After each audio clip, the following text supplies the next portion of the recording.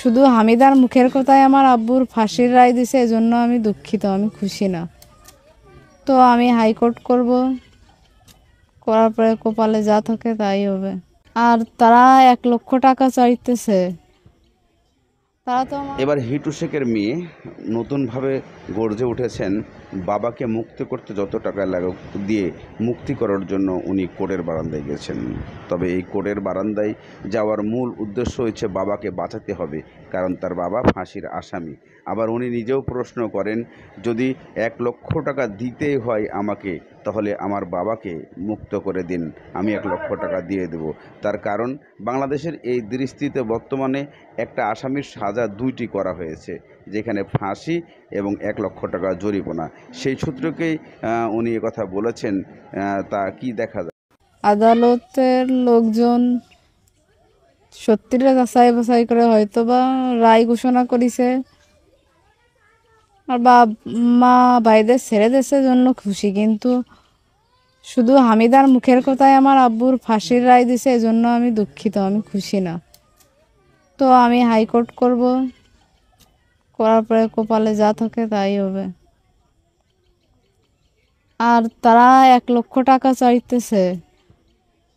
তারা তো আমার বাবার ফাঁসির দিয়েই দিয়েছে, তা টাকা কি কোথায় পাবো? আমি যে টাকা দেবো তাদের। কিসের টাকা? যে টাকাটা ওই যে দাবি করছে যে। জি জি।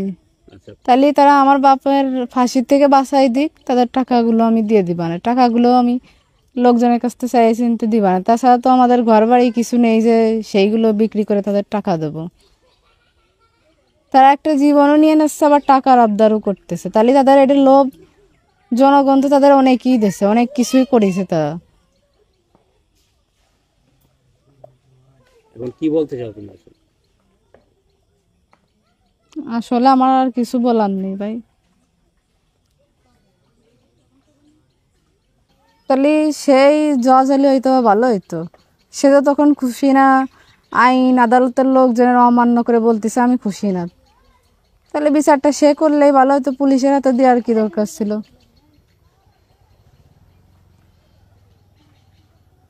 আমার ভাই মায়ের যদি কোনো দোষ না থাকে, তাহলে আদালত তাদেরকে এমনি শাস্তি দিবে? সে সবগুলো মিথ্যা কথা বলে হিটু শেখরে ফাঁসাইছে, আবার যাদের ছাড়িয়েছে তাদের বিষয়েও মিথ্যা বলে ফাঁসাতে চাচ্ছে।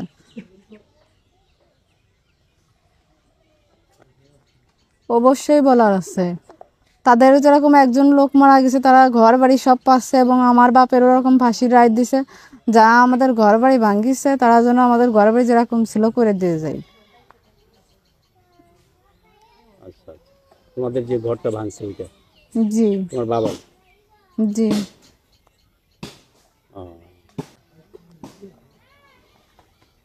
এখন কি বলবো, সন্তুষ্ট আছি, দুঃখিতও আছি, সব দিকে আছি। আমার নির্দোষ বাবারে ফাঁসি দিচ্ছে, তো এই বিষয়ে কি কেউ সন্তুষ্ট হতে পারে? যে দোষী সে তো বাইরে ঘুরে বেড়াচ্ছে, জনগণ নেতারা তারা সম্মান করতেছে। না, করছিলাম, কথা বলার সুযোগ পাইনি, তো কি বলবি? এখন আমি হাইকোর্ট করব, তারপরে বাদ বাকি আল্লাহর ইচ্ছা, আল্লাহ যা করে। কিন্তু আরেকটা কথা, আমার বাবার যদি এই ফাঁসিটা দিয়ে যদি মানুষ পালিয়ে হচ্ছে গিয়ে, আমার মানে কোনো দুঃখ নেই। কি জানি সবার ইমান ঠিক হয়ে গেলি তো কেউ আর এরকম কাজ করতে পারবে না। কিন্তু এরপরে যদি আমার বাবার পরে অনেকেই করেছে, তাদের কিছু হয়নি, এরপরে যদি অন্য কেউ করে, তাহলে আমি তাদের জন্য এবার আমি নিজেই মিছিল করব। যা সত্যি কথা, যদি আমার বাবার পরে যারা করবে তাদের যদি এরকম ফাঁসি না হয়। করছিলাম, কিন্তু সময় পাইনি। জি, দোয়া করেন সবাই। দেশবাসী আমার চরম ক্ষতি করেছে, তাদের উদ্দেশ্যে আমার আর কিছু বলার নেই। কারণ তারা না জানে না শুনে, আমার ভাই আমার মারা তো নির্দোষ। এখন এই যে ঝড় বৃষ্টি আসতেছে, কার বাড়ি যে উঠবে তারা? তো দেশবাসীরা কি সত্যিরা দেখিছে? না দেখে আন্দাজে ঘর বাড়িগুলো এরকম ভেঙে ছুড়ে দিল। তাদের উদ্দেশ্যে আমার আর কিছু বলার নেই। তারা হামিদাদের উপকার করলেই তাদের হবে। আমরা দেশের জনগণও না, আমাদের কিছু করার দরকার নেই।